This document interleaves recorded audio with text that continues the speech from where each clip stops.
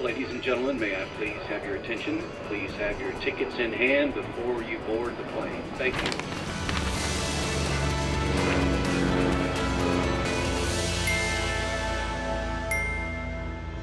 Hello and welcome, I'm Johan Castell and you're watching Wings. On today's show, we feature the blue flag beaches of Odisha. How Ayodhya gears up for a big celebration next week. And the recent Canoe Sprint Championship in Kashmir. Also on the show, how Europe prepares for Christmas across the continent. Let's begin. Big news for Odisha and for India's coastlines. Two of the state's beaches, Puri and Sonapur, have secured the prestigious Blue Flag certification. WION have visited Puri before and we've seen what makes a Blue Flag beach special. And now another Odisha beach joins that global elite list. Here's our story.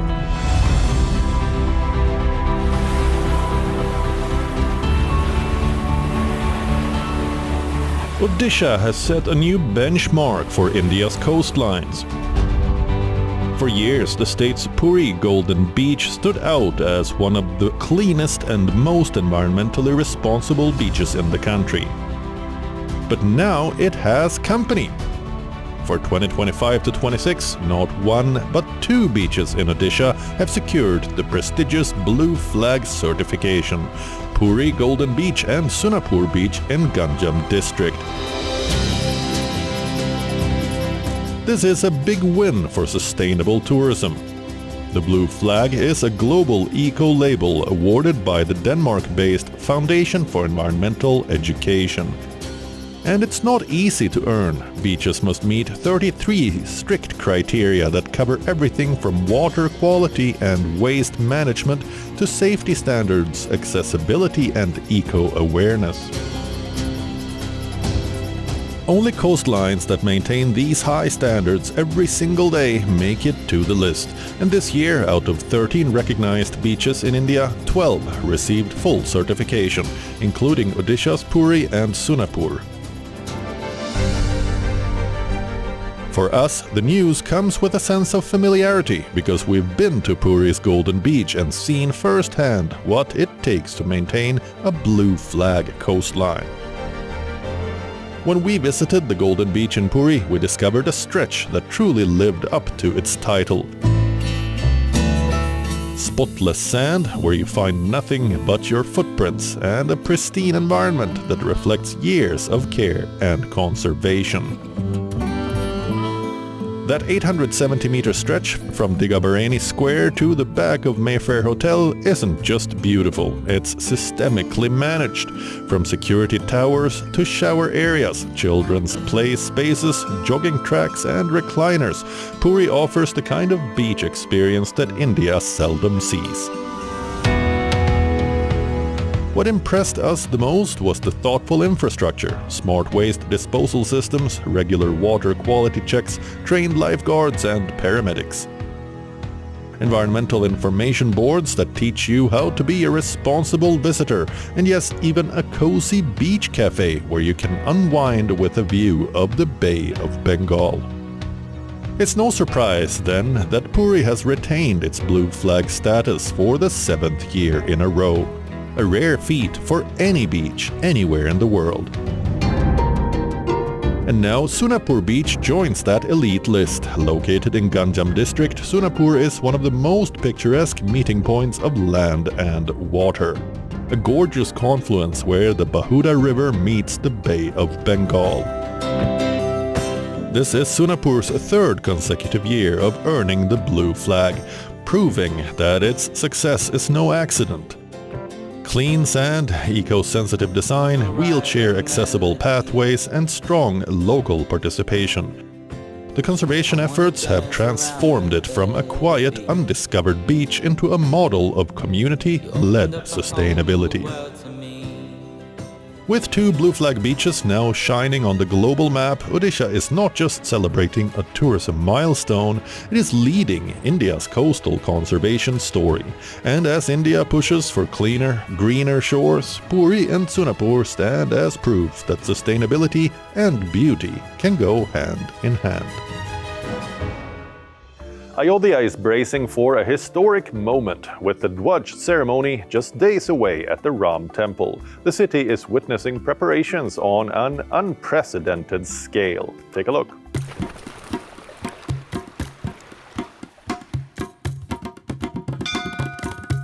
Ayodhya, the birthplace of Lord Ram, is now in its final stretch of preparations for the landmark Dhwaj ceremony on the 25th of November. An event the Uttar Pradesh government says will mark a defining moment in the city's cultural and economic resurgence. Officials expect thousands of devotees and VVIPs to attend, triggering a sharp rise in tourism, hospitality, local enterprise and employment. Ahead of the ceremony, Ram Janmabhoomi Temple Construction Committee Chairperson Nripendra Mishra inspected the site and reviewed the arrangements. Unfurling the pataka or the shikhar of the temple is a kind of religious announcement that the temple in all its description is complete.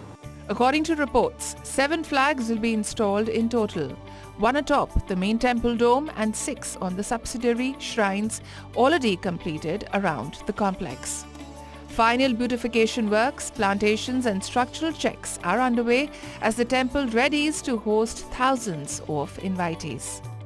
Prime Minister Narendra Modi will be accompanied by Chief Minister Yogi Adityanath and RSS Chief Mohan Bhagwat. Officials have also confirmed that nearly 60 chartered planes are scheduled to land in Ayodhya on November 25th. Additional CISF personnel have also been deployed. Due to limited space, aircraft will be parked at nearby airports even as Ayodhya manages landing operations. Chief Minister Yogi Adityanath also visited Ayodhya for a day-long review, beginning his visit with prayers at Sankat Mochan Hanuman Gadi before overseeing preparations for the Ram temple. Security officials have also conducted detailed rehearsals for installing the 11 kg flag on an 11-feet pole, with precision drills planned around the clock. Also, the Dhwaj ceremony flag is being crafted in Ahmedabad from special fabric. Officials say Ayodhya's rapid transformation has reversed migration patterns, with many youths returning home as tourism, hospitality, transport services and craftsmanship open new avenues of employment. As Ayodhya prepares for the Dhwaj ceremony, the cultural and economic momentum it generates will unfold in the months ahead, shaping the city's next chapter one step at a time.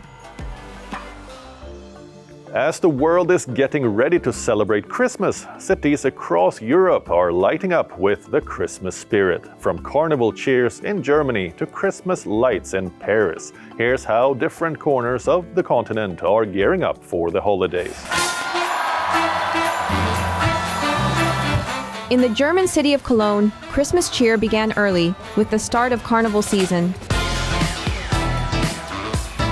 At exactly 11:11 a.m., on the 11th day of the 11th month, tens of thousands of revelers filled the streets shouting Kola Allah, a traditional greeting that translates to Cologne over everything. The mayor kicked off the festivities with music, confetti, and dancing in the streets. Over 1,000 police officers were deployed to ensure a safe celebration. Cologne is a feeling just like Carnival. You have to be here to experience it, and then you'll never want to leave. There's no better place to be than here. Here it is full of friendly people. Yes, it's just fun. You can see that you're surrounded by friendly people. Everyone likes everyone else. It's just wonderful.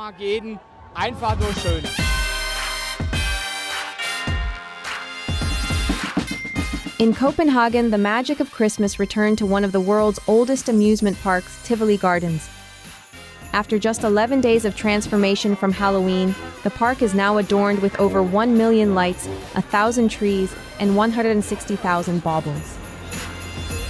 The grand opening drew thousands of visitors, marking the 31st year of Tivoli's Christmas tradition. It's amazing. Like, I've never been anywhere like this before. To me, it's just like real magic, like magic Christmas spirit, all of that. And we don't have anything like this anywhere else, like that I can think of that I've been before. Like, nothing in Australia compares. There's a few more new light installation, and then there's some new stalls. But most of all, it's classic Christmas in Tivoli, and that's why people come to experience the tradition and the special atmosphere. In London, the famous Kew Gardens dazzled once again with their annual Christmas light trail. The display features 8 world-exclusive installations, a light show at the Temperate House, a glowing orchestra made entirely of illuminations, and much more. Over 300,000 visitors are expected to experience the festive show over 49 nights. This year we've got 8 world-exclusive installations as part of the event. That includes bespoke things like the Palm House show behind me. We've put a bridge over the Palm House pond. We have an orchestra made of lights. We've got blooms blowing in the air, mycelium networks reaching out from under tree trunks, and the most amazing show outside the Temperate House, which is going to blow everyone's mind, I think. Meanwhile, in Durham, lights have taken over the city's historic cathedral and streets as the Lumiere Festival of Light returns. The biennial event brings together artists from around the world, turning the UNESCO-listed city into a living canvas of light and art. Each one is different, they're always extraordinary, but we try and explore different aspects of the built environment and the way that the city is surrounded by this beautiful countryside. So we're always trying to find new and interesting stories to tell. It's a total honour to get the prime spot. This is, I've done a few iconic places in the world, but this is the best light festival in Europe. It is one of the best known festivals, and I've been given this unique UNESCO spot. It's one of the most beautiful places in the world, and I've got in front of this a massive cathedral. It's a true privilege to be invited to exhibit my work here.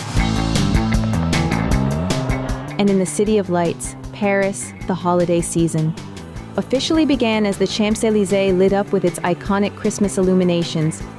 More than 400 trees now sparkle along the avenue, marking a tradition that dates back to 1980. There is clear warmth, friendliness, and proximity. The illuminations are a celebration, and the Champs-Élysées, like Paris, as Hemingway said, is a celebration.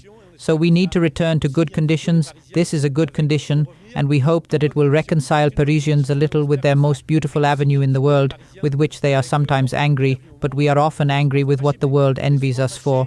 It's our slightly rebellious Gallic side. From Cologne's carnival to Paris's glowing boulevards, Christmas is more than a season. It's a celebration of joy, togetherness, and light that sparks across the world. In France, the streets of Calais turned into a fantasy stage recently. Thousands gathered to watch the traveling Varan, a giant moving creature created by France's famed theater company La Machine. The performance blended art, technology, and theater into a grand urban show.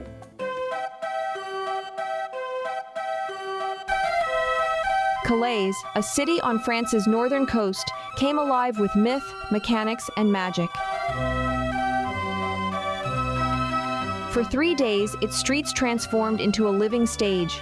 People gathered to witness the traveling Varan, a massive mechanical reptile brought to life by the artists of La Machine. The Varan moved through the streets, towering over the crowds, its metal body breathing, blinking, and roaring like a living creature. The Varan was accompanied by Lilith, the guardian of darkness, a giant figure with a woman's face and the body of a spider scorpion, symbolizing mystery and power. Her face, her delicate features, her white eyes, her mysterious side, her spider-scorpion body with the bust of a woman. She is truly magnificent. The demonstration explored the eternal struggle between good and evil through giant mechanical characters in street theater. We enter into a story of duality between good and evil. A struggle will ensue between these three protagonists, with the Guardian using her magic to bewitch, to attract, to take away the two protagonists, the two Saurians, towards the door of darkness, which is a passage to the afterlife, to the world of darkness, and the Varan and the dragon will try to escape by joining forces against the Guardian, who is very powerful.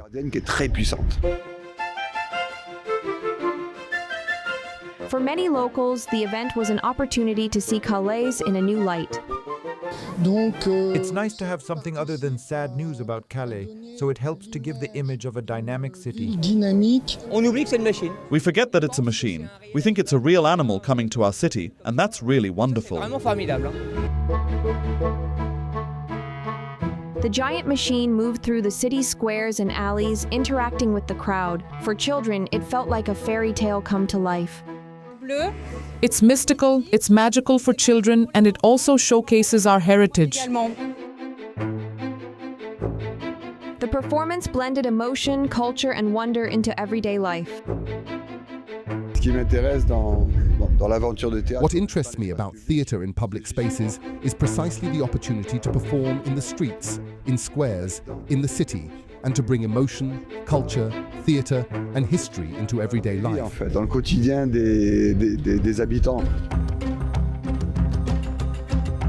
For the residents of Calais, the show was more than entertainment. It is a reminder that even a city known for struggle can become a stage for imagination.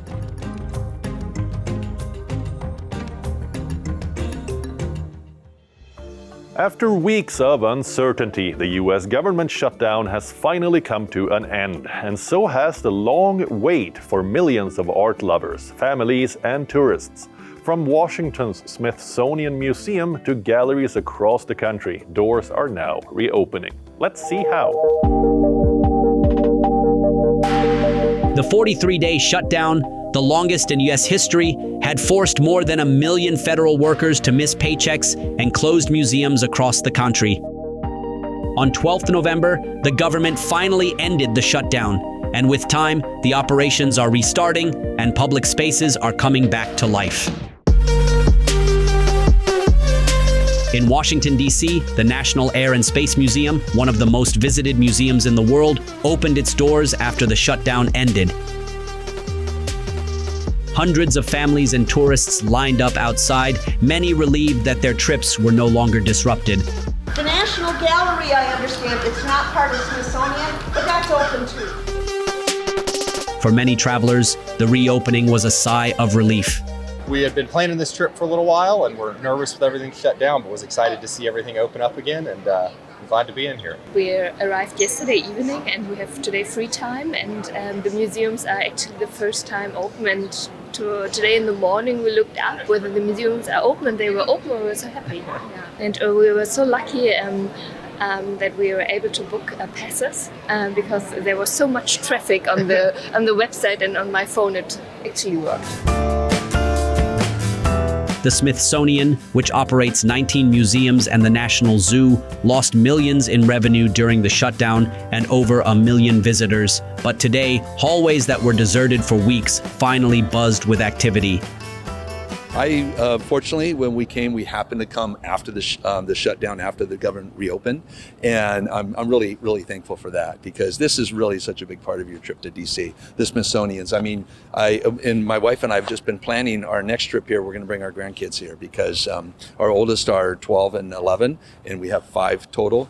And we just want to bring them here and show them a little bit. Yeah, no. So like on a peak day in the past, you have to get online tickets, and so a lot of times you have to reserve them a day or so more in advance to get in. You're in a really long line. Today there are no lines, so you can just, like we were doing, wander by, go on your phone, pull up the time, and just walk in. On the West Coast, at Seattle's Klondike Gold Rush National Historic Park, rangers removed the closed signs, marking another federal site back in operation. The park is devoted to educating the public about the history of gold mining in the Pacific Northwest. For thousands of tourists, students, and families, the reopening of America's museums means the return of culture, history, and discovery. After weeks of silence, the U.S. tourist spots are alive again. In Jammu and Kashmir, Srinagar's Pakribal Lake turned into a hub of energy and competition as the 11th Canoe Sprint Championship brought together young athletes from across the country. The event aims to boost water sports, youth participation, and sustainable tourism in the region. Srinagar, the scenic spot known for its calm waters and stunning Himalayan backdrop, has now become the center of a growing water sports movement. Organized in the Pakriwal Lake, the rowing championship showcased how sports can promote tourism, community development, unity, and equality. Organized by the J&K Water Sports and Canoeing Association, the 11th edition of the championship brought together athletes, coaches, and spectators from all across India, reflecting the growing popularity of rowing, one of the world's oldest and most disciplined water sports. More than 250 people are participating in this event. Water sports isn't just limited to Dal Lake. Many districts like Baramulla, Bandipora and Badgam are showing interest in water sports.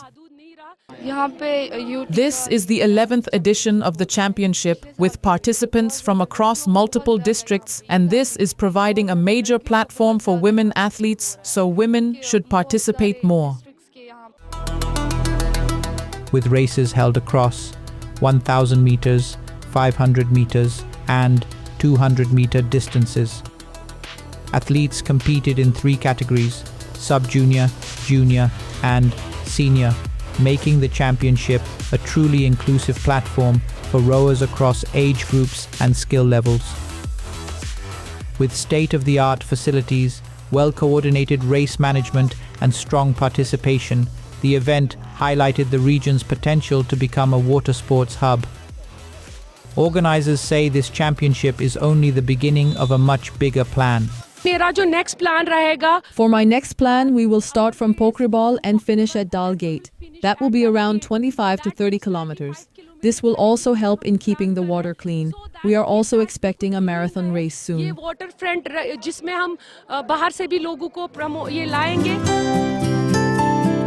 Long-term goals include setting up training academies, hosting international events, and developing eco-friendly sports complexes. Jammu and Kashmir is making a clear statement. The region is ready to compete, ready to inspire, and ready to welcome the world to its lakes. That's all we have for you on the show in this week's Wings. We return next weekend with more. Until then, it's me, Johan Castell, signing off. Goodbye.